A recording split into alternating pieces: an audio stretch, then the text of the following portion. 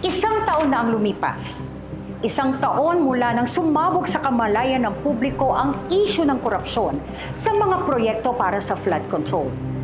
Isang taon mula nang paulit-ulit na itanong ng mga Pilipino. Saan napunta ang pera? Sino ang may pananagutan? Sino ang nakinabang? At bakit matapos umanong gumastos ng bilyong-bilyong piso para protektahan ang ating mga komunidad, bakit hanggang ngayon, tuwing umuulan, pareho pa rin ang tanong ng napakaraming Pilipino? Bakit baha na naman? Pero today, Plated is not just going to ask, sino ang nagnakaw? Because yes, we need accountability, we need transparency, and we need to know where our money went. But there is another question that we also need to ask. One uncomfortable question para sa ating lahat. Habang inaalam natin ang mga masterminds hanggang ngayon, dapat din nating itanong, bahagi ba tayo ng problemang ito? Let's start with what should be obvious. Flood control is not a luxury. Para sa isang bansang tulad ng Pilipinas na madalas tamaan ng mga bagyo, malalakas na pag-ulan at mas matitinding extreme weather events, ang flood control ay hindi luho. Isa itong pangunahing pangangailangan ng publiko. Nagbabayad tayo ng buwis at nangongolekta ang gobyerno ng bilyong-bilyong piso. And a portion of that money is supposed to come back to us through public services and infrastructure. Kabilang na doon ang sa flood control. So when there are allegations of corruptions, ghost projects, overpriced projects, substandard work, or funds that do not translate into effective protection, that's a community issue. And ultimately, that's a life and death issue. Because every peso lost to corruption has a consequence. Every project that doesn't work has a consequence. Every drainage system that isn't properly maintained has a consequence. And every year we fail to solve the problem, the consequences become bigger. Imagine this. Inaprubahan ang budget, inilaan ang pondo, inanunsyo ang proyekto, may groundbreaking, may ribbon cutting, may photo op syempre. Then, a few months or years later, umulan. Ano ba talaga ang value ng ibinayad nating buwis? Because public infrastructure isn't supposed to exist only in paper. It has to work in real life. Sa totoong buhay, sa totoong ulan, sa totoong baha, accountability is not a one-day event. But here's where we need to talk about ourselves. Because one of the biggest weaknesses of our society is that we are very good at getting angry, but not always very good at staying involved. Kapag may malaking issue, viral. Kapag may expose, galit. Kapag may hearing, pinag-uusapan. Kapag may bagong scandal, everyone has an opinion. Another viral video, another trending topic.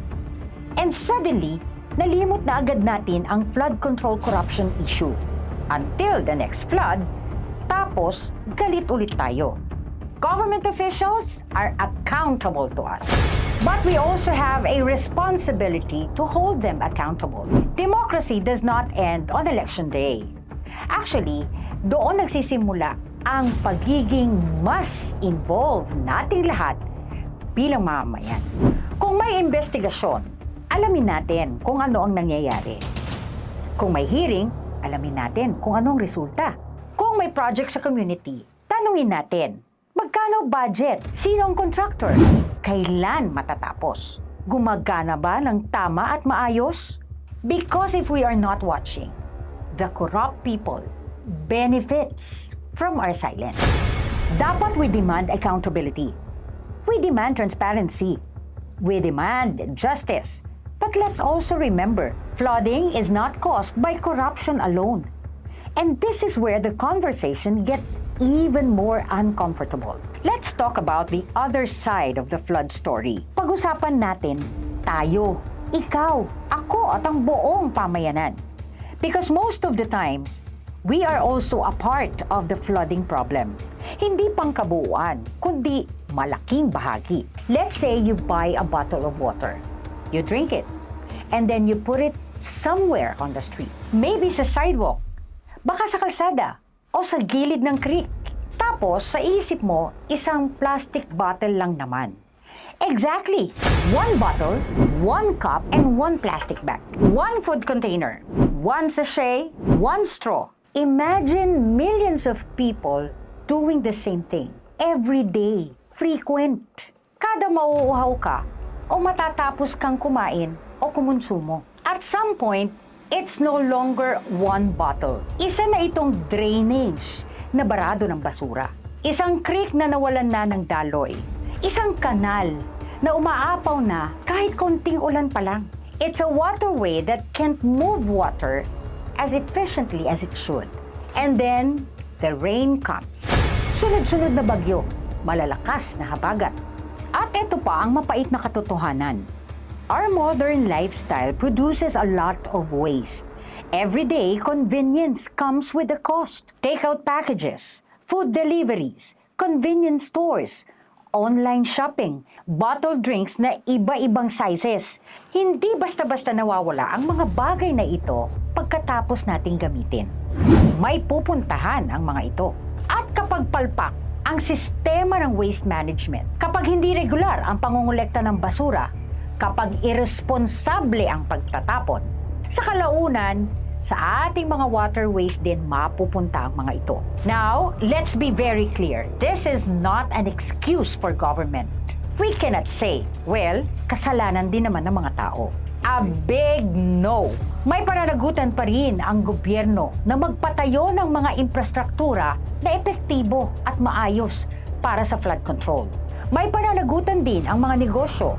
May pananagutan din ang mga manufacturer o yung mga gumagawa ng produkto. At may pananagutan din ang bawat mamamayan. All of us have a role because we cannot solve a collective problem by pretending that only one group is responsible. Here's the Gen Z question. Do we want change?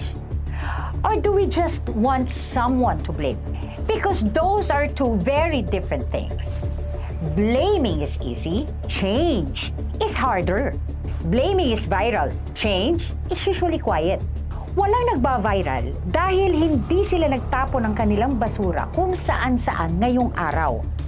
Pero ang maliliit na desisyong ito, sobrang napakahalaga. And this is where we need to talk about something we don't like hearing, self-discipline. So what does solving flooding actually look like? Maybe it starts with accepting one simple truth. Ang pagbaha ay isang systemic problem. And systemic problems require collective action. Alam niyo yung kasabihang, it takes a village. Literal na isang bayan. Kailangan natin ng gobyernong hindi nagnanakaw. Isang gobyernong marunong at may realistic na plano. At isang gobyernong nauunawaan na ang pera ng bayan ay hindi nila personal na pera.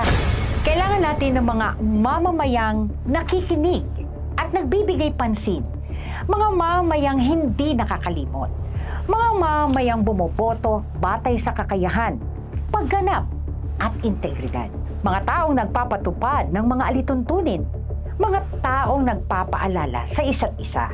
Hindi minsan lang, hindi lamang kapag may bagyo, kundi tuloy-tuloy at palagian. Dahil ito ang madalas nating nakakalimutan, iniisip natin na dapat may malaking pagbabago. Isang napakalaking proyekto, isang napakalaking batas.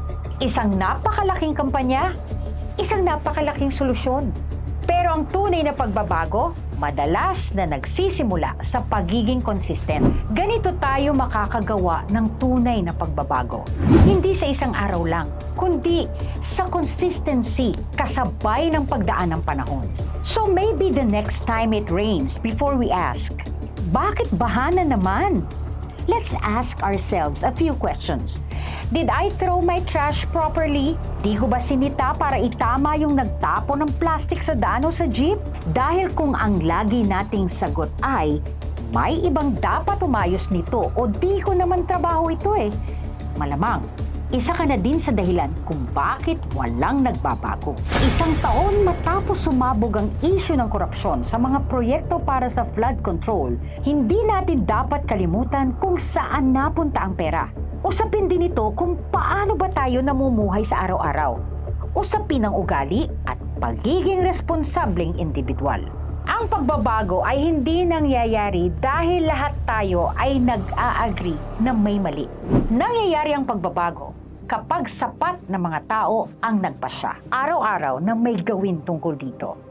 Dahil sa huli, iisa lang ang mundong ating ginagalawan. Kapag tumaas ang tubig baha, buhay at kabuhayan natin ang lulubog.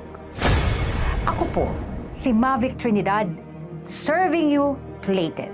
Dahil hindi nagtatapos ang kwento sa issue, nagsisimula ito sa kung anong aksyon ang gagawin natin ukol dito.